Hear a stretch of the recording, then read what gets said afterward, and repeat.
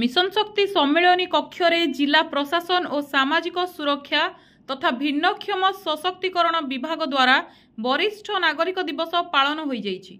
Nabarangpur block ठारू एक शोभायात्रा बाहरी सहर मध्य देई स्थानीय मिशन शक्ति ठारे पहुंची। एही पदयात्रा को अतिरिक्त जिलापाल नवीन चंद्र नायक एवं अतिरिक्त जिलापाल महेश्वर चंद्र नायक शुभारंभ करथिले। वरिष्ठ नागरिक संघ सभापति एवं संपादकों सहित नवरंगपुर पौरपालिका अध्यक्ष कुनु नायक सभा कार्य आरंभ करथिले। जिला सामाजिक सुरक्षा अधिकारी सुधांशु पात्र सभा कार्य को परिचालना करथिले। सभापति रूपे जिलापाल डाक्तर शुभंकर महापात्र योगदान करथिले।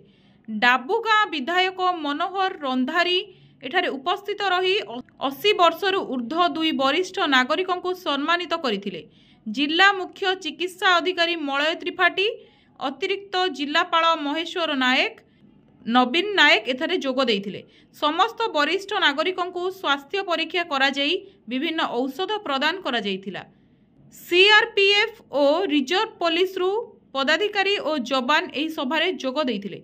नवरंगपुर रो आलोक साहू को रिपोर्ट एनटीवी।